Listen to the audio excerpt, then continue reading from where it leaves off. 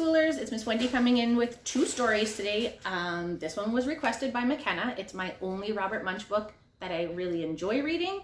And Becca asked for The Bad Seed. So I'm going to read Ribbon Rescue first. And it's by Robert Munsch.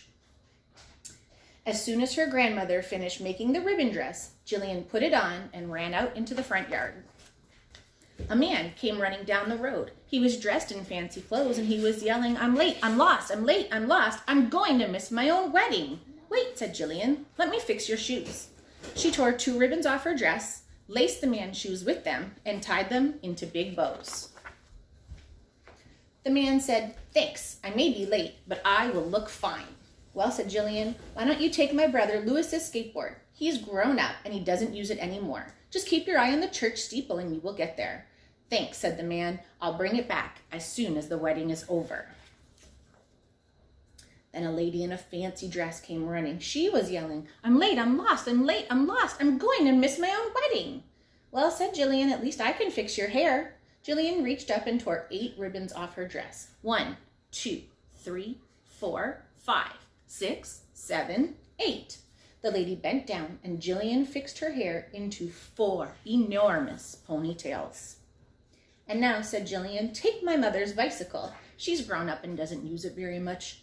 Just keep heading for the church steeple and you will be there in no time." "Oh, thank you," said the lady. "I might be late, but at least I will look okay." She gave Jillian a hug and she rode away on the bicycle. Then a family came down the road yelling, "We're late, we're lost, we're late, we're lost. We're gonna miss the wedding. We haven't even had time to wrap the presents." "Well," said Jillian, "I can wrap your present." And she wrapped the present with 5 ribbons from her dress. The family said, "Oh, thank you, thank you, thank you. We may be late, but we have a lovely present." "And now," said Jillian, "take Lindsay's wagon and Haley's scooter. They're sort of grown up and don't use them very much. Just keep heading for the church steeple and you will not get lost." They all gave Jillian a hug and they raced off. Then a man came down the road yelling, "I'm late, I'm lost, I'm late, I'm lost. I'm going to miss the wedding." Suddenly he stopped and said, "Oh no, it's lost." "What's lost?" said Jillian. "The ring, the wedding ring. I've lost the ring." "I'll help you find it," said Jillian. She crawled around and got quite dirty, but after a while she found the ring in a mud puddle. "Look," said Jillian, "you might lose it again, so let me help you." She tied the ring to the man's finger with a ribbon. "And now," said Jillian, "take Jeremy's skates. He's grown up. He doesn't use them very much. Just keep heading for the church steeple." "Thank you," said the man. "I may be late, but at least I have the ring." Then Jillian's mother came out of the house yelling, "Jillian, we're late for the wedding and you're a mess. What will your grandmother say?" She grabbed Jillian's hand and they ran down the road. When they got to the church, the man at the door said to Jillian, "What a mess. You can't come in here dressed like that." But, said her mother. "That's okay," said Jillian. "I'll just sit on the stairs and wait for you." Then the bride and groom walked around the side of the church and they saw Jillian sitting on the stairs. "Oh," said the groom, "don't my shoes look great?" "Oh," said the bride, "isn't my hair wonderful?" "Yes," said Jillian, "your shoes are great and your hair is wonderful, and I hope you have a wonderful wedding." "Aren't you coming in?" said the groom. "No, I tore all my ribbons to fix hair, lace shoes, wrap presents, and tie a ring, and now my dress is a mess and I can't come in." Said the groom. "I think we need a flower girl." Said the bride. "Yes, we definitely need a flower girl." So they picked a bunch of wildflowers from the grass, and Jillian walked into the church in front of everybody else. And even though her dress was all dirty and full of holes, everyone said she was the prettiest kid there. The end. So that was for McKenna, and this one is for Becca. The Bad Seed. I'm a bad seed. A bad seed. Oh yeah, it's true. The other seeds, they look at me and say, "Oh, that seed is so bad." When they think I'm not listening, they mumble, "There goes the bad seed." But I can hear them. I have very good hearing for a seed. How bad am I? You really want to know?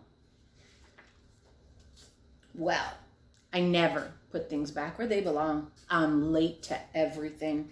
I tell long jokes with no punchline. I never wash my hands or my feet. Ew. I lie about pointless stuff, and I cut in line every time. I stare at everybody. I glare at everybody. I finish everybody's sentences, and I never listen. And I do lots of other bad things too. You know why? Because I'm a bad seed. A bad seed. I just can't help it.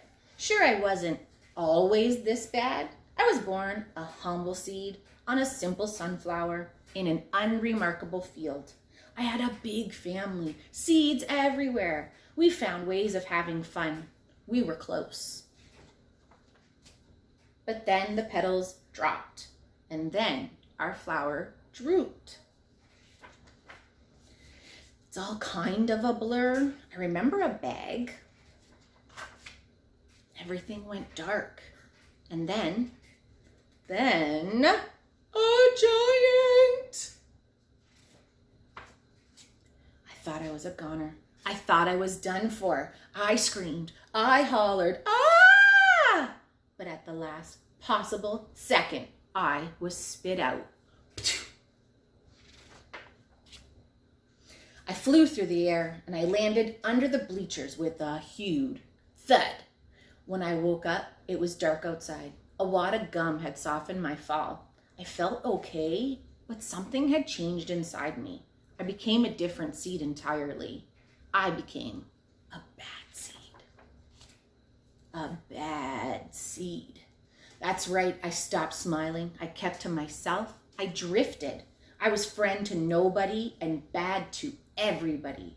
I was lost on purpose. I lived in a soda can. I didn't care. It suited me. Until recently, I've made a big decision. I've decided I don't want to be a bad seed anymore. I'm ready to be happy. It's hard to be good when you're so used to being bad, but I'm trying. I'm taking it one day at a time.